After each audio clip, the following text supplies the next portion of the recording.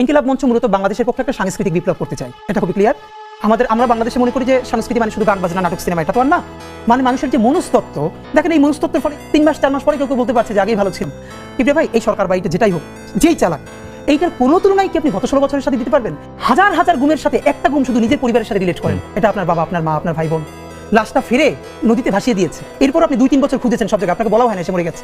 আপনি কিসের সাথে কি মিলাচ্ছেন? এর মানে আমাদের যে মনস্তত্ত্ব, সেই মনস্তত্ত্ব ভাঙতে হবে। বাংলাদেশে যেটা করা হয়েছে, বাংলাদেশে নাটক, সিনেমা, গল্প, উপন্যাস এসবের মাধ্যমে, যেমন আপনি সরাসরি গণহত্যা করবেন না, কিন্তু আপনি উপন্যাস লিখবেন, আপা তোমার আব্বাকে একটু আব্বা বলে ডাকি, এরকম বলে বলে আপনি বলবেন।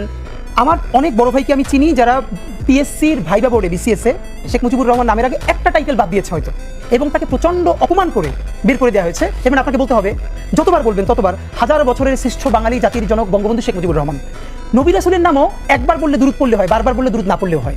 অথচ এটা এমনই একটা ধর্ম, আওয়ামী লীগ একটা পলিটিক্যাল পার্টি না, এটা একটা কাল, এটা একটা সেমি রিলিজন। প্রমাণ আপনাকে বলি, আজকে আওয়ামী লীগের যে ভাইরা শুনবেন, আপনাদের কাছে বিনীত অনুরোধ করি, কিপ্রিয়া ভাই, আমি গত 1 বছর এই মনস্তত্ত্বটা বোঝার জন্য, আমাদের প্রচুর বন্ধু বান্ধব আছে যারা সব ছাত্রলীগ বা ছাত্রলীগ করতো, অথবা আওয়ামী লীগকে ভালোবাসে, এরকম আছে না? যেহেতু এই দেশেই আমরা সব একসাথে থাকি, আমি প্রচণ্ডভাবে তাদেরকে বোঝার চেষ্টা করেছি। অনেস্টলি বলি, এখন পর্যন্ত আমি একজন, not a single man, Awami লীগের কর্মী না, সাধারণ সমর্থককে পাই নাই যারা এই জঘন্য গণহত্যার ব্যাপারে ন্যূনতম অনুশোচনা আছে। ভাই দেখেন, মানুষ যে যার পলিটিক্স করে, এরপর ভাই বন্ধুরা বললে বলে না, না এই কাজটা খুব খারাপ হয়েছে, এই কাজটা ঠিক হয় না। ভাই, আমি একজন ন্যূনতম আওয়ামী লীগের সমর্থককে পাই নাই যে মনে করে এই গণহত্যাটা একটা জঘন্য কাজ হয়েছে, সুতরাং তাদের ক্ষমা চাওয়া উচিত। তারা বলে না, এটা কিসের কি হয়েছে, এখানে ছাত্ররা পুলিশকে মেরে ফেলছে। এই মনস্তত্ত্ব আপনি কি দিয়ে ভাঙবেন ভাই? আমাদের একটা দীর্ঘ লড়াই লাগবে। বিএনপির ক্ষেত্রে অনেকবার বলেছি, বিএনপি যদি এখন নির্বাচিত হয়ে ক্ষমতায় আসে, তার কি ইচ্ছে 5 বছর থাকবে? 1/11 তো তার চলে যাওয়ার কথা না, সঠিক ভোট হলে তো তখন সে ক্ষমতায় আসার কথা। কিন্তু দেখেন, বিএনপির আরেকটা ছায়ানট কোথায়, আরেকটা উদিচ্ছি কোথায়?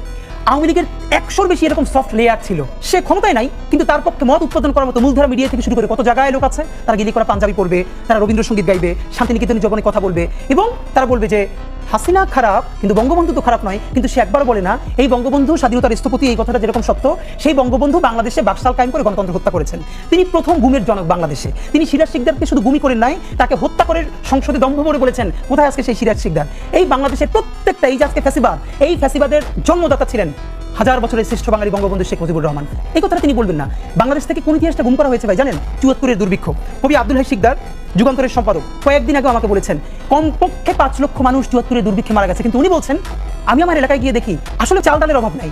তখন দেশেগুলোর পর্যাপ্ত মজুদ ছিল, কিন্তু আওয়ামী লীগ এবং আওয়ামী লীগের তখন সবাই মিলে এটা নিজেরা মজুদ করে, কালোবাজারি করে তারা মানুষের কাছে পৌঁছে দিতেন। আমি যে এলাকার ছেলে, সবাই আমি রয়েছে নামকে, আমার এলাকায় সবাই লবণ চড়া বলে চিনি। এই 74-এর দুর্ভিক্ষের সময় তারা লবণকে এরকম কুক্ষিগত করে এরপর অনেক বেশি দামে বিক্রি করেছে। 5 লক্ষর বেশি মানুষ 74-এর দুর্ভিক্ষে মারা গেছে, যার ফলে 75-এর 15ই অগস্টে জানা যায় লোক পাওয়া যায় না। এটা তো সত্য। এই সত্যটিকে তারা কোনোদিন স্বীকার করে?